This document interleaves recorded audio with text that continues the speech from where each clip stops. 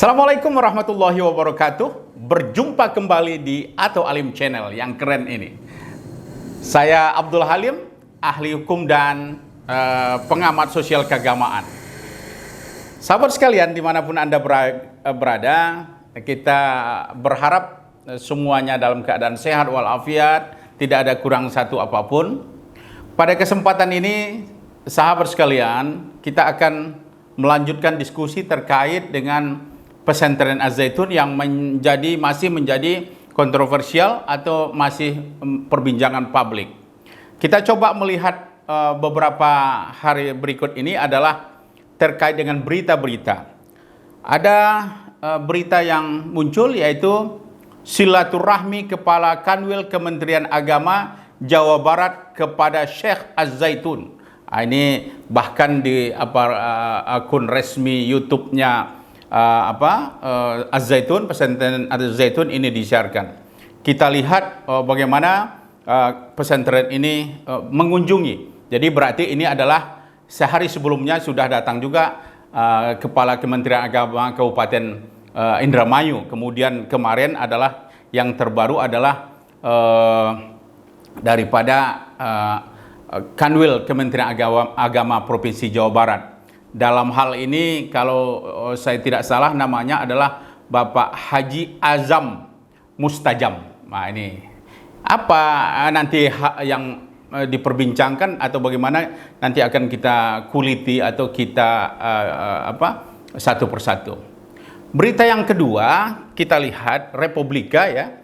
Republika menurunkan kembali berita terkait pengakuan Menteri Agama 2002 sulit ungkap misteri Az-Zaitun, temuan tim mangkrak. Jadi ini ada berita yang mengatakan pernah sebuah tim dibentuk untuk meneliti tentang keberadaan termasuk ajaran-ajaran yang berkembang yang muncul di Az-Zaitun. Yang ketiga kita lihat adalah ya, dari tv1news.com, sederet kontroversi Ponpes Az-Zaitun yang viral, mulai dari azan nyeleneh hingga nyanyikan salam Kristen. Kemarin juga kita pada video sebelumnya kita sudah memperbincangkan ini sedikit. Kemudian yang berita berikutnya ini juga ada Fajar Network ya. Kemarin juga sudah kita sebut arti Hafenu Salam Alaihum, salam Yahudi yang diucapkan oleh pimpinan Ponpes Az-Zaitun sambil bernyanyi lagu rohani. Nah ini juga kemarin sudah. Kemudian juga alasan yang digunakan oleh AS Panji Gumilang tentang dalil yang dia gunakan untuk mendukung pendapatnya terkait dengan sholat yang berjarak atau mempercampurkan daripada saf laki-laki dan perempuan. Nah khusus untuk saf agar jelas kita lihat di sini, gunakan dalil surat Al-Mujadalah ayat 11, jemaah Ponpes Az-Zaitun salat Idul Fitri campur pria dan wanita, sah atau sesat. Inilah beberapa berita yang memang lagi viral sampai hari ini kita lihat. Sahabat sekalian, sebenarnya apa yang menjadi poin kita pada kesempatan ini? Pertama adalah kekunjungan daripada Kementerian Agama Kabupaten Indramayu ini, mulai dari Kemenak Kabupatennya itu Bapak Haji Muhammad Mulyadi dan Bapak Kanwil Haji Azam Mustajam ini, sebenarnya mereka ngapain ke sana? Saya melihat di video, di berita ini seolah-olah mereka menghadap atau bahkan diceramahin, tanda kutip ya, kesan saya seolah-olah yang banyak itu adalah daripada AS Panji Gumilang. Nah, saya tidak tahu apa motivasi datang ke sana. Tetapi itu terjawab dengan adanya wawancara daripada pihak Az-Zaitun, humasnya dengan Kanwil. Misalnya disebut bahwa ya secara syariat. Nah, ini bahasanya kalau dari aspek ajaran, secara syariat tidak menyalahi tetapi tidak lazim. Itu satu statement daripada Kanwil Pak Haji Azam Mustajam. Yang kedua, tujuannya katanya tidak soal mengurus soal ajaran atau masalah kontroversi itu, tetapi kami ingin melihat kurikulum daripada pondok pesantren. Nah, ini menarik bagi saya ya. Jadi bagaimana sebenarnya ya pihak Kementerian Agama ini melakukan pemantauan atau penilaian terhadap pondok pesantren ini? Kenapa tiba-tiba sekarang ya muncul ya statement mengatakan bahwa aspek kurikulumnya, sementara masyarakat sebenarnya tidak ingin jawaban masalah kurikulum. Kalau dilihat dari segi kurikulum, tentu secara formal ada aturan-aturan yang dibuat oleh Kementerian Agama. Nah, jadi tentu tidak bisa dilihat. Tetapi kalaupun itu mau dilakukan, maka ada sebenarnya mekanisme yang bisa dilakukan. Pertama, tentu ada akreditasi sekolah. Ya, tentu ada akreditasi pesantren yang semuanya itu sudah punya kriteria-kriteria atau standar-standar yang sudah ditentukan oleh BAN SM ya. Jadi ini tentu, atau kalau di pesantren tentu ada akreditasinya juga. Tentu dari segi itu sudah bisa kita katakan pasti kesimpulannya adalah tidak ada penyelewengan atau tidak ada penyimpangan. Tetapi yang menarik bagi saya, sahabat sekalian, ya, ada keanehan bagi saya ya.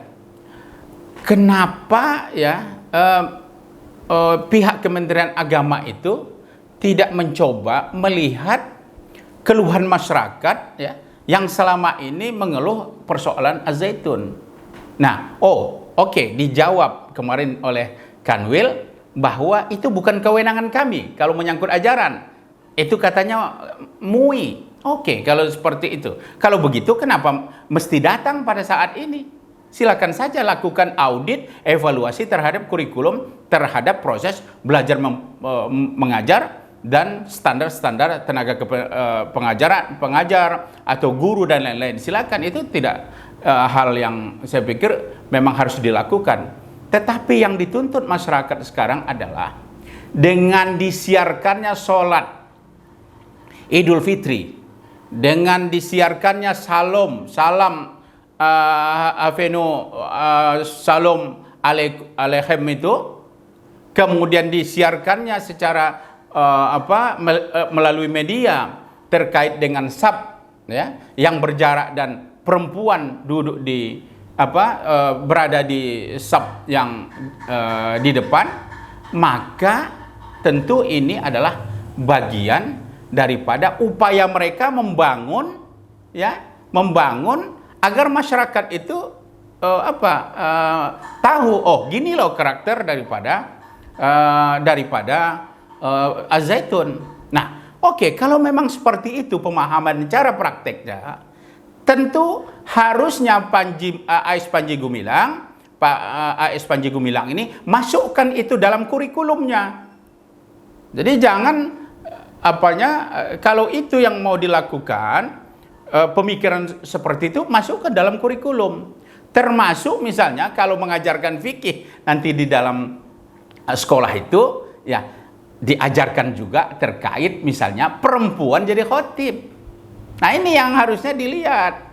Jadi materi-materi pembelajarannya itu ya harus konsisten dong antara yang memang diekspos keluar dengan apa yang terjadi di dalam. Atau jangan-jangan, nah ini dugaan saya, jangan-jangan Pak AS Panji Gumilang ini hanya mencari sensasi agar menjadi ya paling tidak kalau menurut saya sebagai promosi gratis. Tapi kami yang berada di tengah masyarakat ini tentu punya kewajiban juga agar kegalauan yang terjadi ya diakibatkan oleh beritanya itu akan menjadi upaya kami menenangkan warga muslim, orang-orang umat Islam yang ada di sekitar itu maupun di daerah-daerah lain. Dan aneh yang berikutnya saya juga belum melihat ini reaksi daripada ormas keagamaan di sana. Bagaimana reaksi ormas keagamaan di daerah Indramayu, dan bagaimana juga MUI di sana. Ini sepertinya ada ketidakberanian ya. Kita ketidakberanian atau ketidakseriusan atau ketidaktahuan atau ketidakmautahuan. Nah, ini juga saya pikir harus menjadi perhatian daripada pihak yang terkait. Nah, pada aspek lain sebenarnya ini sudah membuat kegaduhan ya. Kegaduhan dalam masyarakat karena yang alasan terkait dengan yang dibangun tentang alasan SAP misalnya itu seharusnya kalau kita lihat ya, harusnya pihak daripada Az-Zaitun belajar juga tentang sumber-sumber yang mengajarkan tentang aspek-aspek yang terkait dengan azan misalnya, yang terkait dengan SAP ya. Kalau misalnya kita rujuk misalnya di dalam sebuah hadis yang kemudian diberi pemahaman oleh Imam An-Nawawi misalnya, saya baca misalnya seperti ini dalam sebuah hadis ya, terjemahannya kira-kira begini, sab yang paling baik bagi laki-laki adalah sab yang paling awal, sedangkan sab yang paling buruk bagi mereka adalah sab yang paling akhir. Sab yang paling baik bagi wanita adalah sab yang paling akhir, sedangkan sab yang paling buruk bagi mereka adalah sab yang paling awal. Nah, ini dipahami bahwa memang posisi perempuan itu dalam ibadah itu adalah memang berada pada posisi saf yang terpisah dengan laki-laki. Imam Nawawi misalnya memberikan pemahaman terkait dengan kekhawatiran interaksi atau ya jangan-jangan lagi ibadah misalnya ya saling melirik malah ya. Kenapa pakai tenda misalnya, pakai tirai misalnya ya. Itu sebenarnya dalam rangka menjaga ketentraman atau kenyamanan. Nah, lagi-lagi saya minta juga, kalau memang seperti ini pemikiran yang terjadi di Az-Zaitun, maka masukkan dalam kurikulumnya. Jadi boleh sabnya bercampur. Nah, kita ingin dengar juga ini. Ya kira-kira Pak A.S. Panji Gumilang itu santri-santrinya kalau sholat jamaah misalnya di sholat wajib berani nggak? Silakan campurkan di situ, berikan praktek dan jangan diedarkan, jangan diberitakan supaya kami nggak komen juga dan kami juga tidak perlu tahu juga apa yang di dalam. Tapi itu silakan urusan internal. Nah, bagi orang tua tentu dia nanti akan mengevaluasi anaknya, apakah anak ini akan dilanjutkan untuk sekolahnya di situ atau tidak. Sahabat sekalian, kalau demikian halnya tentu ini adalah lagi-lagi biangnya adalah karena proaktifnya ya, ada pemberitaan, ada YouTube konten-konten yang dibangun oleh pihak Az-Zaitun sendiri. Sehingga saya juga heran ada beberapa yang mengatakan bahwa miring dengan pendapat kita yang dari luar yang tidak setuju dengan gerakan atau pendapat daripada A.S. Panji Gumilang ini, mengatakan bahwa inilah sesama muslim saling menjelekkan, ini adalah fitnah segala. Kami enggak fitnah, kami tidak menjelekkan.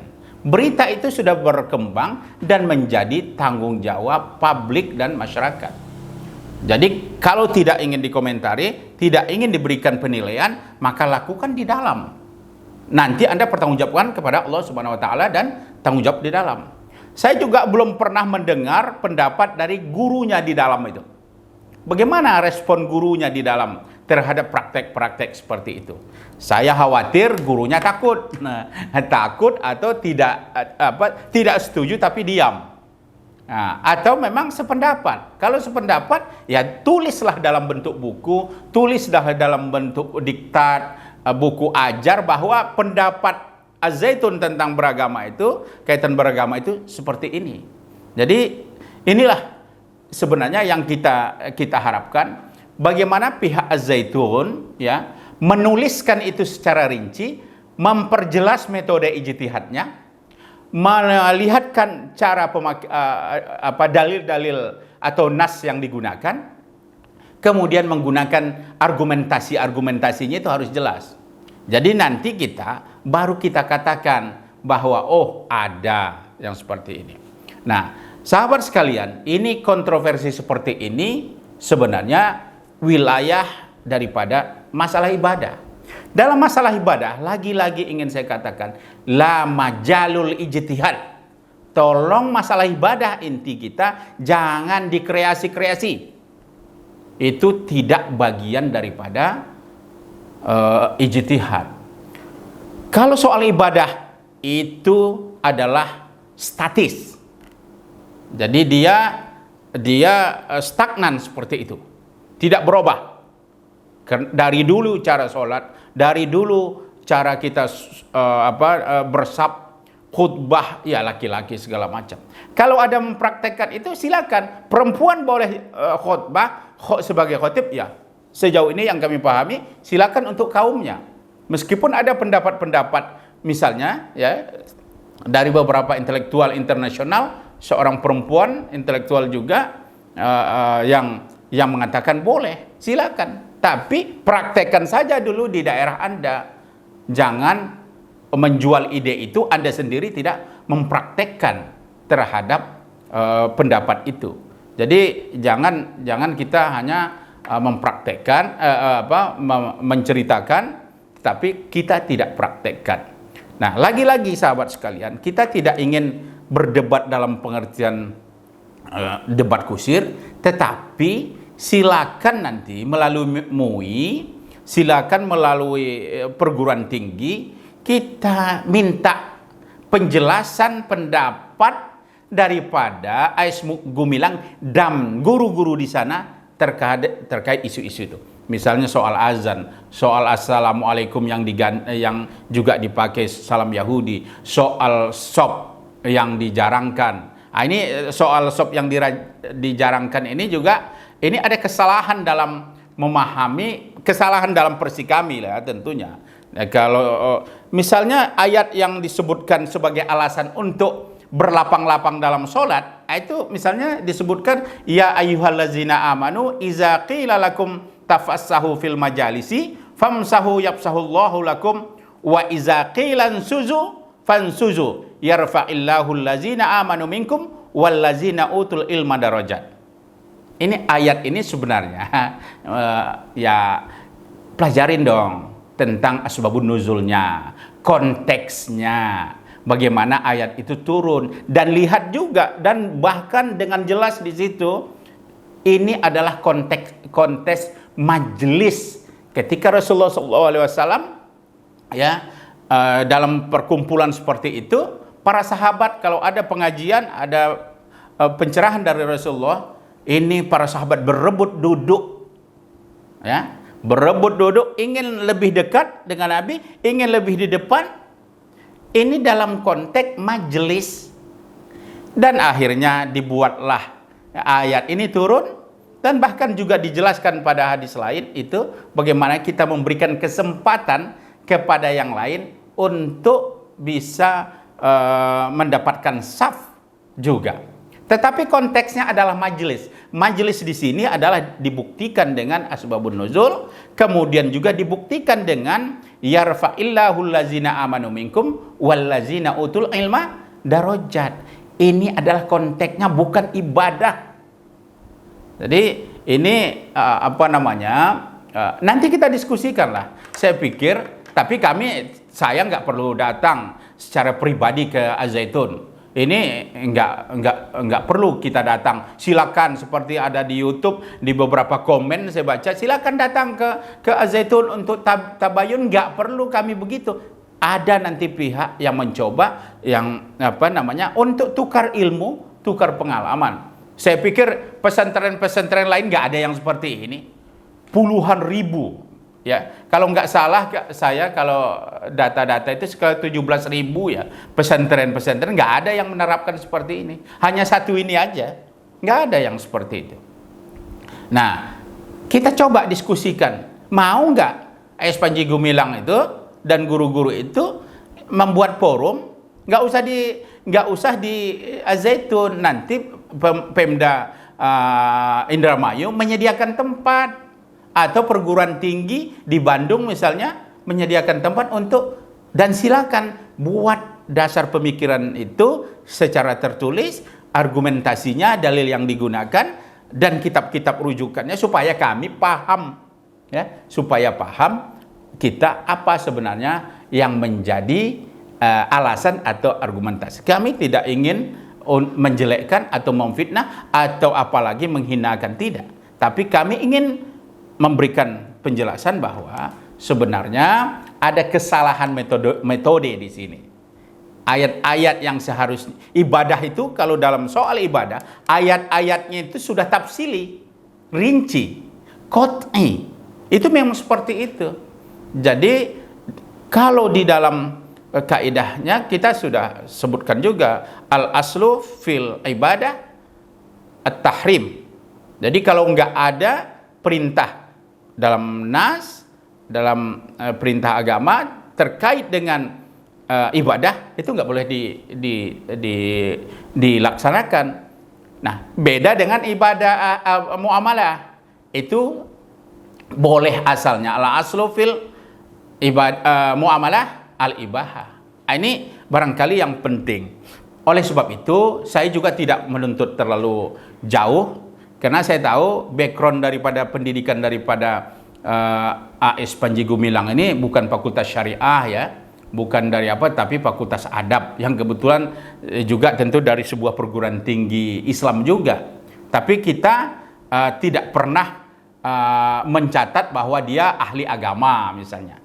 Yang kita catat adalah keberhasilan daripada AS Panji Gumilang itu membangun pesantren yang luas, besar, dan megah. Dan membangun juga sumber-sumber ekonomi pesantren. Itu jangan kita tutup. Ini sebuah kemajuan. Saya berikan jempol yang luar biasa. Bidangnya Pak AS Panji Gumilang itu sebenarnya bukan konteks ijtihad, bukan konteks hukum Islam, tapi bidang dia adalah bagaimana membangun pesantren yang kuat ekonominya, bagaimana membangun jaringannya, bagaimana modal yang kuat untuk pesantrennya, dan bagaimana misalnya kita lihat dia membangun relasi dengan para pejabat-pejabat negara. Bayangkan saja, sejak tahun 1989 kita lihat hampir presiden datang, ya, presiden datang, wakil presiden datang, menteri-menteri datang, dan lain-lainnya. Saya pikir ini sesuatu yang luar biasa. Jadi saran saya, kalau bukan di bidang itu, nggak usah kita, Pak, dengan hormat saya kepada Pak AS Panji Gumilang, konsen saja dalam pengembangan ekonomi pesantren. Yang bidang lain nggak usah dicampuri. Dan tentu ini adalah untuk kemaslahatan. Silakan guru-gurunya yang ahli. Silakan para ustadz dan ustazahnya yang menggeluti itu. Makanya sebenarnya ini kalau secara pribadi saya lihat, sebenarnya bukan kiai Pak AS Panji Gumilang ini, beliau ini entrepreneur pesantren. Kalau kiai itu ya kedalaman ilmunya tentu sesuai dengan background dia. Nah, inilah tanpa saya bermaksudkan untuk merendahkan, saya lebih baik kita bagi tugas Pak Panji Gumilang, ya. Bagi tugas bidang-bidang pengembangan ekonomi umat, manajemen silakan digarap itu, ini saran, tentu saran. Sedangkan bidang konten keilmuan barangkali inilah bagian daripada ustadz, mudir-mudir dibentuk. Jadi ketua silakan secara umum, pimpinan umumnya, ya, itu biar tidak mesti ahli keagamaan, ya. Dan saya pikir semuanya ini perlu kita banyak bertukar pikiran, banyak bekerjasama untuk membangun lembaga yang kuat. Kita doakan semoga pesantren-pesantren lain kuat juga dari sisi lain untuk benchmark untuk penguatan ekonomi, bagaimana pesantren itu. Kemudian juga Pak AS Panji Gumilang juga benchmark bagaimana memimpin dari aspek spiritual keagamaan, ajaran keagamaan, dan keilmuan-keilmuan yang ada di dalam pesantren. Demikian saja barangkali pada kesempatan ini, semoga menjadi kebaikan untuk kita semua. Mohon maaf. Assalamualaikum warahmatullahi wabarakatuh.